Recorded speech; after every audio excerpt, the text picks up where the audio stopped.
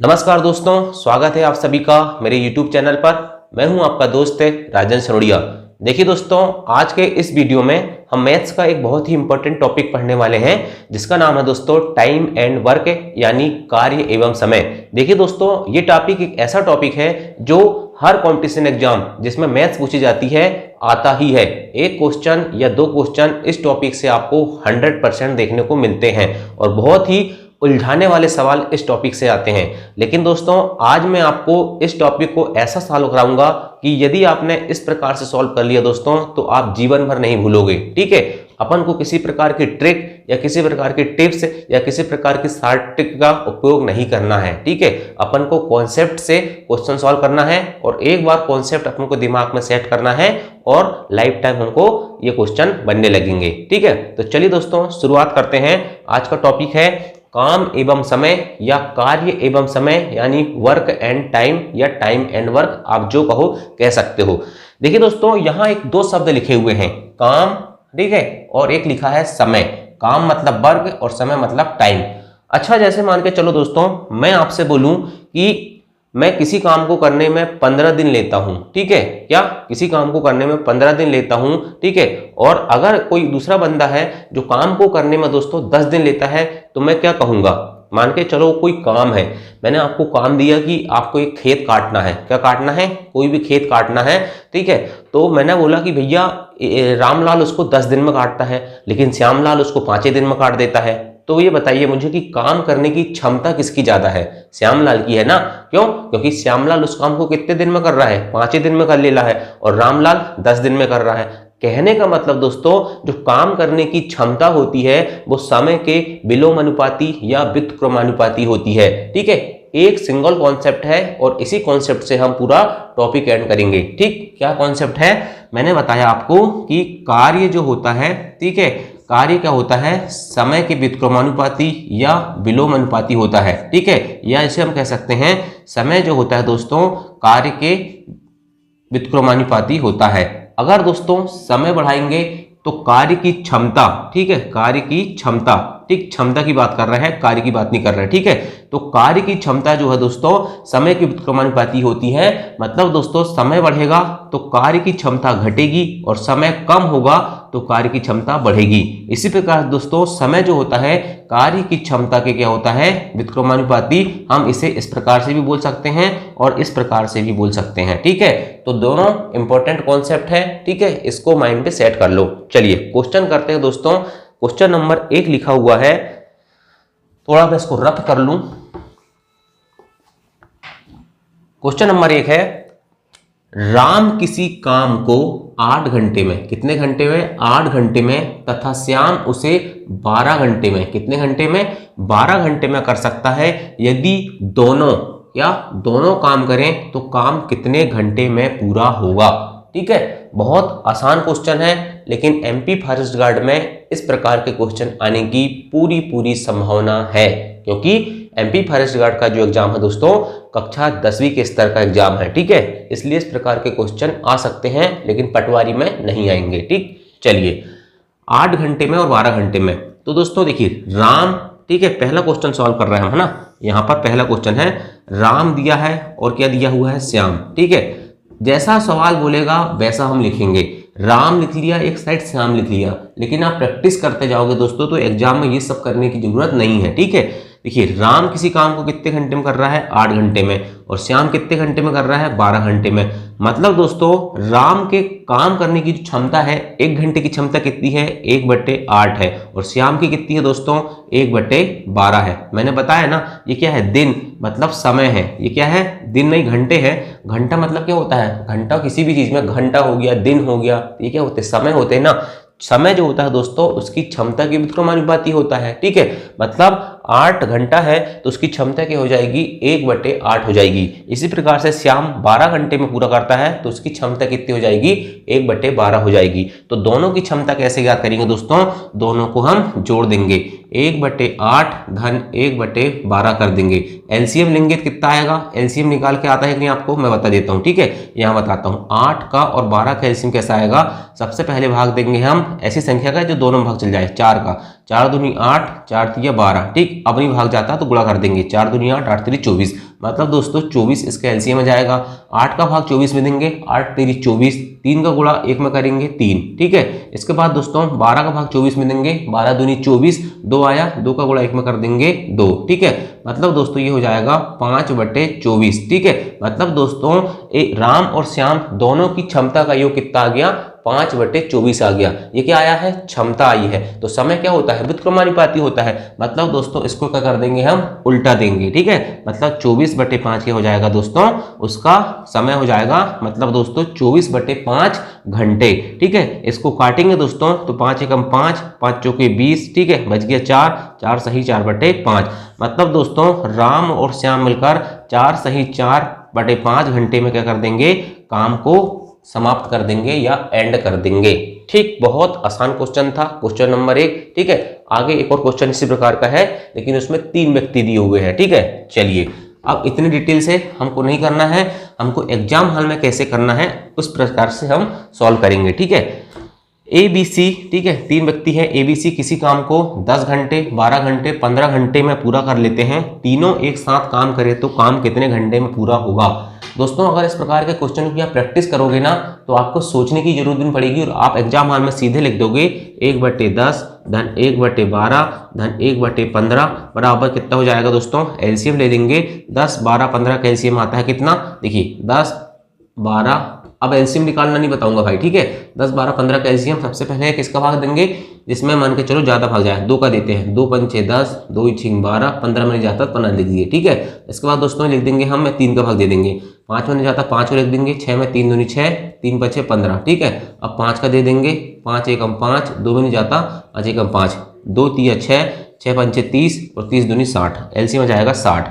10 6 60, 6 का गुणा 1 में करेंगे 6, धन 12 पंचे 60, 5 3 15 चौके 60, ठीक है।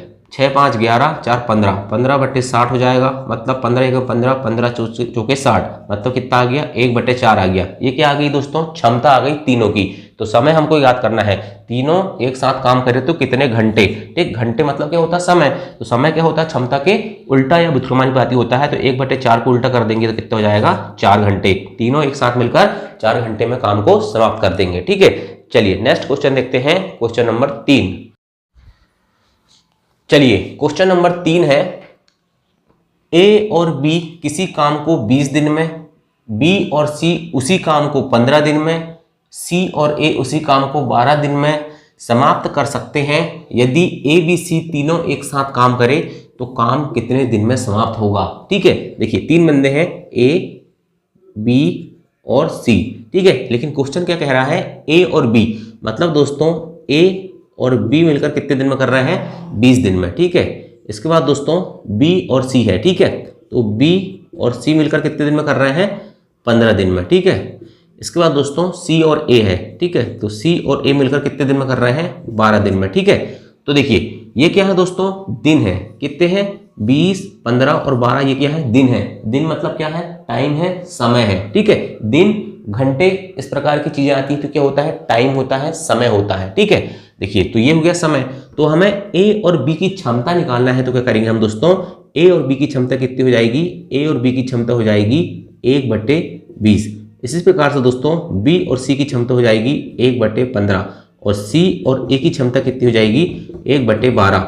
अब हमें क्या कह रहा है, तीनों एक साथ काम करें तो काम कितने दिन में समाप्त होगा।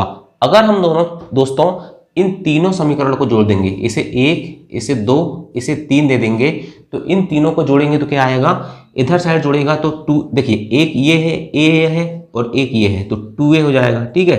धन बी बी कितना हो जाएगा, 2b, धन सी सी कितना हो जाएगा, 2c बराबर। इसको RHS वालों को RHS साइड में जोड़ेंगे, मतलब 1/20 धन 1/15 धन 1/12, ठीक है। एलसीएम कितना आएगा, एलसीएम में जाएगा 20 12 15 का 60, 20 3 60, 15 चौके 60, 12 पंचे 60, 5 4 9, 9 और 3 12, 12/60, मतलब 12 एकम 12, 12 पंचे 60। लेकिन ये वैल्यू किसके बराबर आई है, ये हो गया दोस्तों 1/5, ठीक है। 1/5 आ गया है ना। ये वैल्यू किसके बराबर है, 2a plus 2b plus 2c बराबर कितना आ गया, 1/5। तो देखिए 2a plus b plus c बराबर कितना हो जाएगा, ये हो जाएगा 1/5। तो A plus B plus C बराबर कितना हो जाएगा 1/2, उधर नीचे चल जाएगा तो 1/10। ठीक है, हमें क्या निकालना है, A B C तीनों एक साथ काम करें तो काम कितने दिन में समाप्त होगा। मतलब दोस्तों A B और C तीनों की कार्य क्षमता कितनी आ गई 1/10, और क्षमता किसके व्युत्क्रमानुपाती होती है, समय के, इसलिए समय कितना लेंगे 10, और दिन क्या समय है तो 10 दिन इसका आंसर हो जाएगा। तीनों दोस्तों 10 दिन में उस काम को निपटा देंगे। ठीक है, चलिए नेक्स्ट क्वेश्चन देखते हैं। चलिए क्वेश्चन नंबर 4 है, राम और श्याम किसी काम को एक साथ 10 दिन में, क्या बोल रहा है, राम और श्याम किसी काम को एक साथ 10 दिन में, मतलब राम और श्याम की क्षमता कितनी हो जाएगी दोस्तों 1/10 हो जाएगी। इसके बाद दोस्तों श्याम और मोहन एक साथ 15 दिन में, मतलब दोस्तों श्याम और मोहन की क्षमता कितनी हो जाएगी 1/15 हो जाएगी। और मोहन और राम, मतलब दोस्तों मोहन और राम की क्षमता कितनी हो जाएगी एक साथ 20 दिन में, मतलब 1/20। ठीक है, तो अकेले मोहन उस काम को कितने दिन में कितने दिन में कर लेगा, मतलब दोस्तों अकेले मोहन कितने दिन में कर लेगा, इसे हमें निकालना है। ठीक है, इसको दे दो समीकरण नंबर 1, इसको दे दो समीकरण नंबर 2, इसको दे दो समीकरण नंबर 3। ठीक है, समझाने के लिए एग्जाम हॉल में ऐसा नहीं करना, तीनों को जोड़ेंगे दोस्तों तो 2r plus s plus m हो जाएगा बराबर 1/10 धन 1/15 धन 1/20 हो जाएगा। एलसीएम लेंगे 60 आ जाएगा। ठीक है, 10 छिंग 60, 15 चौके 60 धन 20 दिया 60, जोड़ेंगे तो कितना हो जाएगा 6 4 10 3 13, मतलब 13/60। ठीक है, तो r plus s plus m बराबर कितना हो जाएगा 13/60, और ये 2 नीचे चल जाएगा तो गुणित 1/2, मतलब दोस्तों 13/120। ठीक है, मतलब राम श्याम मोहन की क्षमता कितनी आ गई 13/120। राम श्याम मोहन की क्षमता कितनी आ गई 13/120। इसको समीकरण नंबर दे दिया मैंने 4। ठीक है, ये समीकरण नंबर हो गया 4। अब हमें निकालना है m। ठीक है, और हमारे पास है RSM। ठीक है, अगर इसमें से दोस्तों मैं R और S को घटा दूंगा, ठीक है, R और S वाला क्या है ये, मतलब 1/10 को घटाना है तो मुझे M पता चल जाएगा। ठीक है, तो क्या हो जाएगा M बराबर क्या हो जाएगा दोस्तों, ये हो जाएगा 13/120 माइनस ये R प्लस S बराबर क्या है 1/10, तो 1/10 को यहाँ ले लूंगा। ठीक है, एलसीएम लूंगा 120 आ जाएगा। ठीक है, ये एक बार चल जाएगा 13 हो जाएगा, माइनस 10 का पास 120 में 12 बार जाएगा, 12 गुणा 1 में करूंगा 12। ठीक है, तो 13 में 12 गए 1/120, मतलब दोस्तों ये क्या आ गई मोहन की क्षमता आ गई। तो मोहन की क्षमता 1/120 है, तो समय कितना हो जाएगा दोस्तों 120 दिन हो जाएगा। आंसर क्या हो जाएगा 120 दिन आंसर हो जाएगा। ठीक, हमें क्या करना है दोस्तों, क्षमता और समय, ठीक, क्षमता और समय एक दूसरे के व्युत्क्रमानुपाती होता है। इस फार्मूले को हमें, इस कॉन्सेप्ट को हमें ध्यान में रखना है, और जैसा क्वेश्चन बोलते जा रहा है वैसा हमें उसमें अप्लाई करते जाना है। ठीक है, चलिए नेक्स्ट क्वेश्चन देखते हैं, क्वेश्चन नंबर 5।